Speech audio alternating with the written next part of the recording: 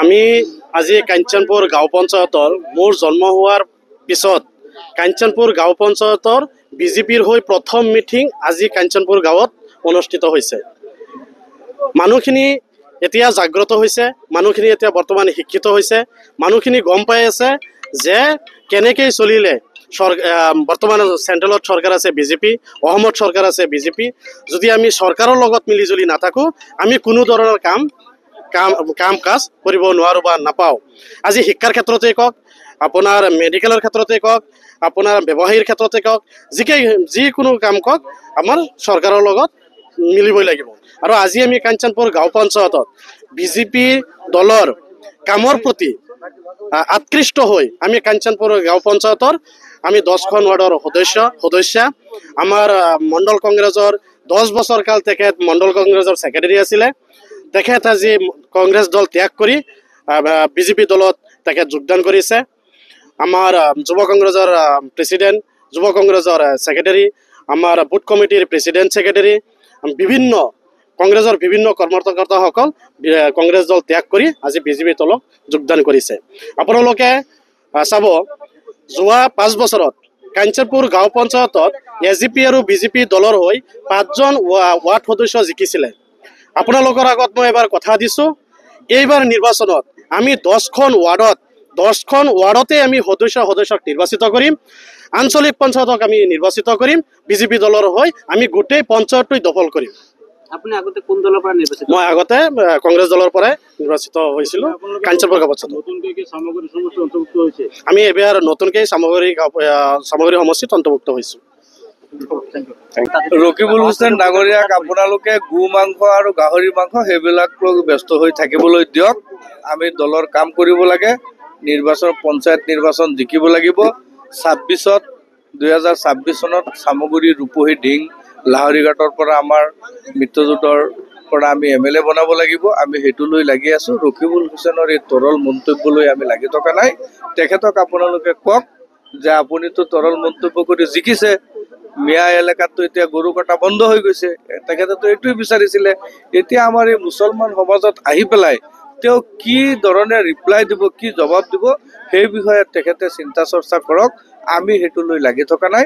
আমি আছোঁ আমাৰ দলৰ ভেটি শক্তিশালী কৰিব লাগে, আমাৰ মুছলমানসকলক বিজেপিত যোগদান কৰাই আগন্তুক দিনত ইয়াৰ পৰা আমাৰ বিধায়ক পাতিব লাগে। আমি সেইটো লৈ লাগি আছোঁ আৰু সেইটো লৈ লাগি থাকিম। আজি কাঞ্চনপুৰত প্ৰায় 1000 মানুহে যোগদান কৰিছে। অহাকালি প্ৰায় 3000 মানুহ মোৱামাৰী পঞ্চায়তৰ পৰা যোগদান কৰিব।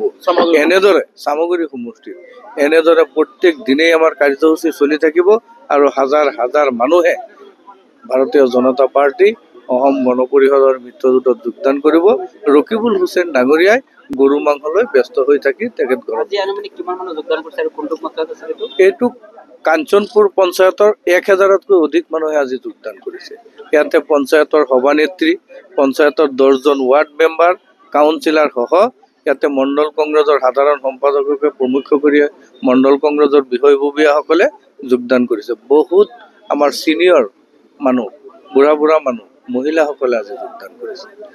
বিজেপি দলৰ এতিয়া জনপ্ৰিয়তা আমাৰ মুছলমান বেল্টত বাঢ়িছে। আমাৰ ৰাইজে বুজি পাইছে যে আমি উন্নয়নৰ লগত থাকিব লাগিব। আমাৰ সমাজখন আগবাঢ়ি যাবলৈ হ'লে আমি ভাৰতীয় জনতা পাৰ্টি আৰু মিত্ৰজোঁটত থাকিব লাগিব। ডক্টৰ হিমন্ত বিশ্ব শৰ্মাৰ লগত আমি থাকিব লাগিব। আমাৰ আপোনাৰ বুথ কমিটি আমাৰ গঠন হৈ গ'ল। দুদিনত 700 বুথ কমিটি আমি একেলগে পাব্লিক প্লেচত, য'ত 100তকৈ প্ৰতিটো বুথৰ মানে পাব্লিক জমা আছে, আৰু ৰাজহুৱা মঞ্চত ৰাজহুৱাভাৱে আমি বুথ সভাপতি ৰাইজৰ মাজৰ পৰা আমি বাচিছোঁ। কোনো টেবুল কমিটি হোৱা নাই। ফেচবুকত আপোনালোকে দেখিছে 700 সভা হৈছে চামগুৰি, ৰূপহী, ঢিং, 700টা বুথৰ মিটিং হৈছে 2 দিনত। আমাৰ 250 অবজাৰ্ভাৰে আপোনাৰ মিটিং কৰিছে। 2 দিনত হোৱা কথা আছিল, এদিন আৰু এক্সটেণ্ড আমি কৰি কেইটামান থাকি গ'ল, আমি কৰিলোঁ। গতিকে তাৰ পৰাই বুজা হৈছে আমি হৈ গ'ল, আমাৰ ৰণকৌশল হৈ গ'ল। আমাৰ মুখ্যমন্ত্ৰী ডাঙৰীয়াই আমাৰ টিভিত কৈছে, আপোনালোকে দেখিছে, আমাৰ নিৰ্দেশ আহিছে ওপৰৰ পৰা। আমি ফিল্ডত নামি পৰিছোঁ আৰু প্ৰথম খোজতেই আমি জয় হৈছোঁ যে মাইনৰিটি অঞ্চলত মই নিজেই চাইছোঁ গোটেইটো চামগুৰি, ঢিং, ৰূপহী, তো নিজে দেখিছোঁ মানে আপোনাৰ মানুহ ওলাই আহিছে আৰু 700খন মিটিং হোৱাটো আপুনি দুদিনত ধেমালি পাইছে নেকি? মানে 100তকৈ প্ৰতিখন মিটিঙত মানুহ বেছি আৰু একদম মোক দায়িত্ব লাগে, বুথ প্ৰেচিডেণ্ট মোক দায়িত্ব লাগে, বহুতত পেনেল আনিবলগীয়া হৈছে। মাইনৰিটি এলেকাটো ডাঙৰ কথা, ক'ৰবাত 7জনলৈকে মানে বুথ প্ৰেচিডেণ্ট হ'বলৈ ওলাইছে, আমাৰ স্থানীয় মানে নেতা হ'বলৈ ওলাইছে।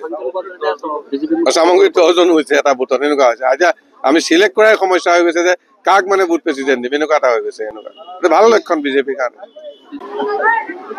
নাই, হুছেইন ডাঙৰীয়া চাবিছত ইয়াত এনেও নাহেই, তেখেতে গম পালে ন, গতিকে তেখেতক লৈ কথা পতাৰ কথাই নাই। এতিয়া আপোনালোকে এটা কথা পাতক যে মানে কিমান মানুহ আৰু আহিব আৰু ইয়াত নেক্সট আমাৰ ইলেকশ্যনত আমাৰ কেণ্ডিডেট মানে কিমান ভোটত জিকিব, তেনেকুৱা এটা আপোনালোকে কথা পাতক। বাকীটো আৰু ইয়াত আহিবলগীয়া বেলেগ নায়েই, কাৰণ ৰাইজে দেখিছে আজি কাঞ্চনপুৰ পঞ্চায়তত আজি ৰাইজ স্বতঃস্ফূৰ্তভাৱে আজি ৰিজাল্ট দিছে 13 তাৰিখে। আজি মাত্ৰ কেইটা দিন হ'লে, এমাহেই হোৱা নাই, আজি ইয়াত ইমান ডাঙৰকৈ সকলো শ্ৰেণীৰ ৰাইজ ওলাই আহিছে। আগৰ পঞ্চায়তৰ সভাপতিকে ধৰি প্ৰতিনিধিসকল বা বিভিন্নজন ওলাই আহিছে। গতিকে এইটো এটা খুব ভাল লক্ষণ। আৰু 26তো ইয়াত আমিয়ে জিকিম, বিজেপিয়ে জিকিম, বিজেপি এলায়েন্সত আমি জিকিম।